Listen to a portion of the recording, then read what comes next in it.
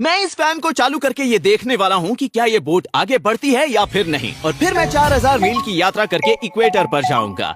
मैं इस वक्त नॉर्दर्न और सदर्न हेमिस्फीयर्स के बीच खड़ा हूँ, क्योंकि ये जो लाइन है वो इक्वेटर है, और मैं यहाँ ये जांच करने आया हूँ कि टूरिस्ट को दिखाया जाने वाला ये डेमो क्या एक स्कैम है। ये लोग एक बेसिन में पानी डालते हैं और फिर ये दिखाते हैं कि इक्वेटर के उत्तरी भाग में पानी एंटी क्लॉकवाइज स्पिन होता है, और फिर कुछ ही फीट दूर इक्वेटर के दक्षिणी ओर पानी उल्टी तरफ घूमते हुए खाली होता है। और शायद आपने ये भी सुना है कि इक्वेटर के ऑपोजिट किनारों पर टॉयलेट्स विपरीत दिशाओं में फ्लश होते हैं, और हम यहाँ सच्चाई का खुलासा करने आए हैं। लेकिन मैं सिर्फ इतने में नहीं रुकने वाला, क्योंकि आज हम सिंपल डेमोन्स्ट्रेशंस के जरिए 6 अलग अलग फिजिक्स और इंजीनियरिंग पहेलियों की जांच करने जा रहे हैं, क्योंकि इस वीडियो के अंत तक हम चाहते हैं कि आपको सही जवाब पता होने के साथ साथ ये भी पता चले कि वो सही जवाब सही क्यों है। तो शुरू करने के लिए, क्योंकि हम हेमिस्फीयर्स की बात कर रहे हैं, क्या आप जानते हैं कि कनाडा जैसी नॉर्दर्न हेमिस्फीयर वाली जगह से चांद कुछ ऐसा दिखाई देता है, जबकि ऑस्ट्रेलिया जैसी सदर्न हेमिस्फीयर वाली जगह से कुछ ऐसा। चांद उल्टा दिखता है। और इस मजेदार फैक्ट को जानने से भी ज्यादा मजेदार है इसके पीछे का कारण जानना। अभी बताता हूँ कि क्यों।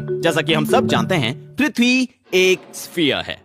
तो अगर आप नॉर्दर्न हेमिस्फीयर के नॉर्थ पोल पर खड़े सुपरमैन होते तो आप कुछ ऐसे दिखते, लेकिन अगर आप सदर्न हेमिस्फीयर के साउथ पोल पर खड़े थॉर होते तो आप ऐसे दिखते। अब हमें पता है कि मून पृथ्वी का कुछ इस तरीके से चक्कर लगाता है। अब मैं इस पर एक एरो बनाऊंगा ताकि हम इसके ओरिएंटेशन पर नजर रख पाए। तो अब नॉर्थ पोल पर खड़े सुपरमैन के लिए ये एरो ऊपर की ओर पॉइंट कर रहा होगा, लेकिन साउथ पोल पर खड़े थॉर के लिए ये एरो नीचे की तरफ पॉइंट कर रहा होगा, उसके नजरिए से देखें तो। और मैं जानता हूँ कि आप क्या सोच रहे हैं। अगर ये सब सच है तो इक्वेटर पर खड़े स्पाइडरमैन के लिए ये एरो किस ओर पॉइंट कर रहा होगा? वेल, हमारे इस मॉडल के अनुसार स्पाइडरमैन को मून टेढ़ा दिखना चाहिए, और जैसा कि आप देख सकते हैं यहाँ इक्वाडोर में इक्वेटर के ठीक ऊपर मुझे बताते हुए खुशी हो रही है कि मून वाकई में टेढ़ा नजर आता है। अब साथ में से दूसरे फन फैक्ट के लिए, अगर आप कार्डबोर्ड पर इस तरह से 2 पिन्स लगा दें और फिर उन्हें एक रस्सी से जोड़ें तो इसे ट्रेस करने पर आपको मेरा मनपसंद ज्योमेट्रिक शेप मिलेगा, एक एलिप्स। लेकिन मैं इन पिन होल्स की एक बहुत ही खास बात बताना चाहता हूँ। इन्हें कहते हैं फोकस पॉइंट्स, और इन दोनों फोकस पॉइंट्स में से निकली कोई भी सीधी लाइन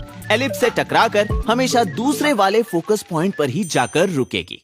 और ये रहा सबूत, क्योंकि मैंने एक फोकस पॉइंट पर लेजर पॉइंटर लगाया है और दूसरे पर वैक्स बॉल, और इस एलिप्स के अंदर की दीवार कांच की है। और आप देख सकते हैं कि मैं चाहे जहां भी लेजर घुमाऊं वो हमेशा रिफ्लेक्ट होकर सीधे वैक्स पर ही जा गिरेगा।